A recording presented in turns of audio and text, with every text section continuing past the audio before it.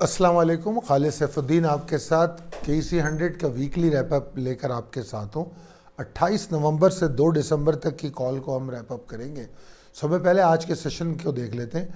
कल जो आपको कॉल दी गई थी उसमें मैंने एक बात ख़ास तौर पे कही थी कि जो जुमेरात की क्लोजिंग और उसके वॉल्यूम वो कतई तौर पे हौसला अफजा नहीं थे और वो डिप्रेसिव थे। और फिर हमने आज आगाज़ के साथ देखा कि मार्केट जो 445 405 का जो लेवल था उसके ऊपर सस्टेन नहीं कर सकी। नतीजतन क्या हुआ कि मार्केट गिरावट का शिकार रही और उसने मेरे ख्याल में 11 बजे से पहले ही 42,225 को भी तोड़ दिया था, जो कि ख़ास तौर पे मैंने इंडिकेट किया था कि अगर ये लेवल टूट गया तो मार्केट रिकवर नहीं करेगी जुमे को, यानी कि आज। तो ये प्रेयर्स ब्रेक से पहले ही, नमाज के वक्फे से पहले ही इस लेवल को मार्केट ने तोड़ दिया और उसके बाद मार्केट ट्रेड होती रही नीचे और फिर क्लोज़ हो गई। तो फिर हमने मिड डे कॉल में भी कोई ज़्यादा उम्मीदें तो नहीं दिलाई, क्योंकि पॉसिबिलिटी यही थी कि अगर वॉल्यूम बढ़ा तो प्रेशर आएगा, अगर वॉल्यूम ऐसा ही रहा तो मार्केट ज़्यादा नीचे नहीं जाएगी और अगर रिकवरी करेगी भी तो 42,225 तक नहीं पहुंच पाएगी, उसके ऊपर नहीं ट्रेड कर पाएगी। और फिर हमने देखा, जिस तरह आपके पास चार्ट दिया गया है उसमें अगर आप देखें तो मार्केट नीचे गई जुमे की नमाज के बाद। उसने दोबारा 41,946 का लो बनाया, जो कमोबेश पिछले जो हमारा पिछले हफ्ते का जो लो था उसके करीब था, और सॉरी मंडे का जो लो था उसके करीब था। और फिर मार्केट ने रिकवरी की कोशिश की मगर 42,225 तक मार्केट नहीं पहुंच सकी। अच्छा जनाब, अब हो क्या रहा है? बदकिस्मती ये है कि पाकिस्तानी जो है इस वक्त जो हुक्मरान अशरफिया है और उसके रहमो करम पर है। मैं लोगों के जब स्टेटमेंट सुनता हूँ और जब मैं तज्ज़िया निगारों के तज्ज़िये सुनता हूँ तो मुझे बड़ा दुख होता है, अफसोस होता है कि मतलब एक आदमी है, जैसे एक जुमला मैं आपको बताता हूँ कि गुफ्तगू हो रही थी कि जो परवेज़ इलाही साहब हैं वो मोनस इलाही की फ्यूचर को देखते हुए कोई फ़ैसला करेंगे। तो मुझे इंतहाई दुख इस बात का होता है कि वो अपनी लेगेसी को बरकरार रखने के लिए उसके फ्यूचर को फोकस करके सियासी फ़ैसले करेंगे पाकिस्तान के। पाकिस्तान का जो सब में बड़ा सूबा पंजाब है, जिसमें यकीनन पॉलिटिकल अदम इस्तेहकाम है, उसका फ़ैसला परवेज़ इलाही अपने बेटे के मुस्तकबिल के हवाले से करेंगे। इंतहाई दुख की बात है। और मैं आपको बताऊं इससे ज़्यादा दुख की बात क्या है, बड़े बड़े लोगों ने ये बात कही है कि जब माशरे में जो एब्जॉर्ब करने की सलाहियत होती है या बुराई को या बदी को उस तरह नहीं लिया जाता, मतलब उसको एक्सेप्ट करने लगते हैं एज अ रूटीन, तो फिर माशरे के सुधरने के चांसेस बहुत कम हो जाते हैं।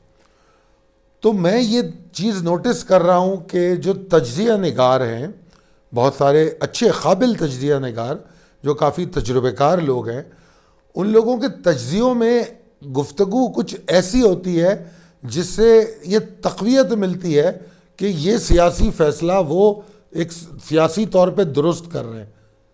तो मैं हैरान होता हूँ कि परवेज़ इलाही हो, चाहे नवाज़ शरीफ हो, चाहे इमरान खान हो, कोई भी सियासतदान हो, वो अपनी फलाह और अपने ज़ाती अना के लिए फ़ैसले करता है और उसको तज्ज़िया निगार बैठ के अच्छा या बुरा सियासी फ़ैसला कह रहा होता है कि उन्होंने ये बहुत सही, बड़ा टाइमली डिसीजन लिया, बहुत ही वक्त पे ये इंटरव्यू दिया, बहुत ही वक्त पे ये फ़ैसला किया।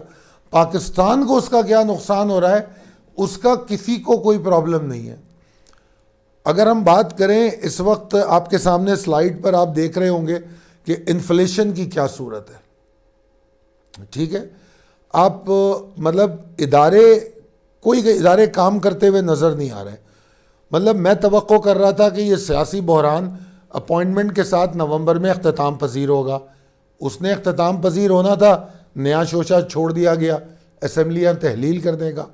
इन्वेस्टर का कॉन्फिडेंस बर्बाद हो गया उससे जब असेंबलियां तहलील करने की बात हुई, क्योंकि जहां हुकूमत कुछ पावर रीगेन करती हुई नज़र आ रही थी तो हर वक्त अनरेस्ट, कभी जलसे, कभी लॉन्ग मार्च, कभी कातिलाना हमला, और उसके बाद बॉर्डर पर कोयटा में जो हमला हुआ सिक्योरिटी फोर्सेस पे, यानी कि तमाम अतराफ से पाकिस्तान जो है एक मुश्किल में घिरा हुआ है और सियासी फोर्सेस को इसका कतई एहसास नहीं है, ज़रा बराबर एहसास नहीं है।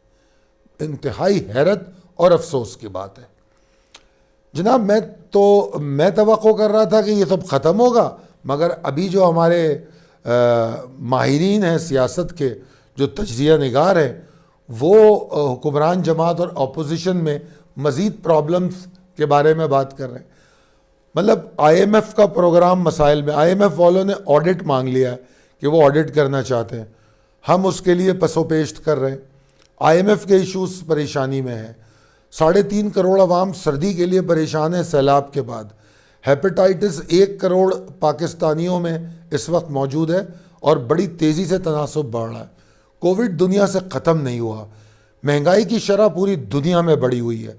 मतलब मसाइल का अंबार लगा हुआ है और सियासी अदम इस्तेहकाम है, और इनकी गुफ्तगू से कहीं नहीं लगता कि ये सियासी इस्तेहकाम के बारे में सोच भी रहे हों। मैं वीकली रैपअप की बात करूं तो पूरा वीक जो था, अगर आप मंडे का सेशन उठा के देख लें, वो एक सेशन काफ़ी था पूरा स्टॉक एक्सचेंज में जो भी पिछले हफ्तों में हमने गेन किया था, जो थोड़ा थोड़ा करके कॉन्फिडेंस रीगेन कर रहे थे, वो सारा शटर हो गया सिर्फ मंडे के एक सेशन से।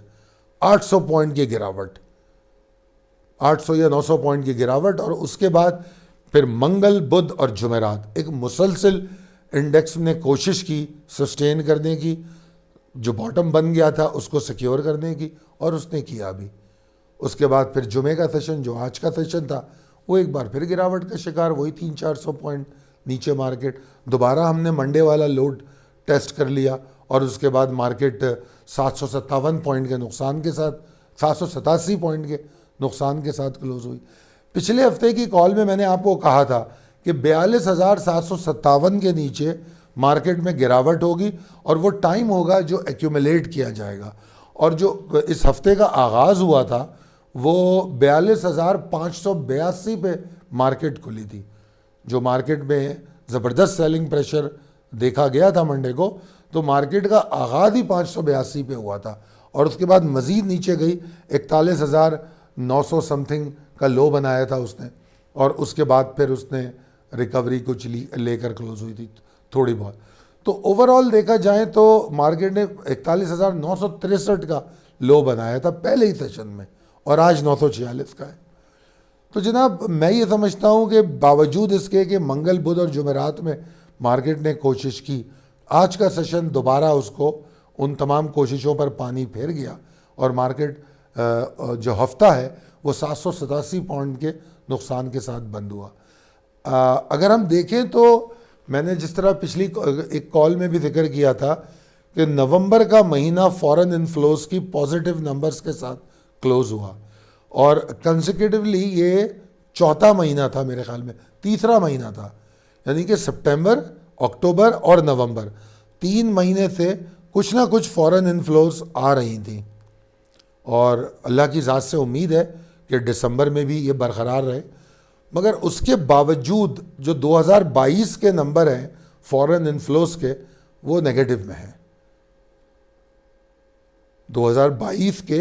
हालांकि अगर हम पीछे जाएं तो जून और जनवरी में भी इनफ्लोज हुए, उसके बावजूद, यानी कि अगर हम टोटल 6 महीने भी इनफ्लोज लगा लें तब भी बड़ी मुश्किल से 2022 जो अगर क्लोज होगा तो वो नेगेटिव ही क्लोज होगा। तो बहरहाल कुछ बेहतरी जहां नज़र आ रही होती है वो जो सियासी अदम इस्तेहकाम है, क्योंकि डार साहब के आने के बाद भी कुछ नहीं हुआ, कोई बड़ी बातें होती रहीं, डॉलर नीचे आ जाएगा तो ऐसा हो जाएगा। डार साहब ने अभी तक इकोनॉमिक जो मेजर इकोनॉमिक कोई इंडिकेटर्स थे उनकी बेहतरी हमें कोई नज़र नहीं आई। हो सकता है वो एफर्ट कर रहे हो, मगर आई डोंट थिंक सो। और उसके बरक्स हमको मिफ्ता इस्माइल, शब्बर जैदी और बहुत सारे लोगों के ये स्टेटमेंट्स और आर्टिकल पढ़ने को मिले कि पाकिस्तान की जो मईशत है वो फिर एक दफ़ा डिफ़ॉल्ट की तरफ जा रही है। कोई कहता है 4 हफ्ते के रिज़र्व रह गए, कोई कहता है 6 हफ्ते के रिज़र्व रह गए, इंपोर्ट बैन हो रहा है, फिर दोबारा कागज़ पे इंपोर्ट बैन हो जाएगा, ऑटो सेक्टर वैसे ही तबाही पे, रिफाइनरी सेक्टर मुश्किल में, इंफ्रास्ट्रक्चर डेवलपमेंट ना होने की वजह से सीमेंट और स्टील सेक्टर मुश्किल में, चंद ले दे के सेक्टर बच रहे हैं जो परफॉर्म कर रहे हैं। तो वो अदम इस्तेहकाम जो है, सियासी और माशी अदम इस्तेहकाम, माशी तो कोई मसला नहीं है, मईशत उसको संभाल लेगी। पाकिस्तान की पॉपुलेशन में और पाकिस्तान की इकॉनमी में कह लें या कारोबारी जो कम्युनिटीज़ हैं उनमें वो ताकत मौजूद है कि वो इस सूरत हाल से निकल सकते हैं, मगर उनको साई ऑफ रिलीफ मिलना चाहिए, उनको पीस ऑफ माइंड मिलना चाहिए। वो हमारे सियासतदान और इदारे ख़तई तौर पे देने के लिए तैयार नहीं। सिर्फ सियासतदान नहीं, इदारे भी इसमें बराबर के मुलव्विस हैं जो किसी तौर पे पाकिस्तान की आवाम को और मईशत को जीने नहीं दे रहे।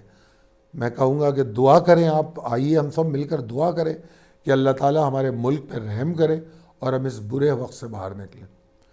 तो ये था आज का वीकली रैपअप। और उसके बाद जनाब, अगर आप हमारी सर्विसेज लेना चाहते हैं तो आपके सामने हमारी डेली कॉल्स मौजूद हैं जो हम आपको रोज़ाना देते हैं।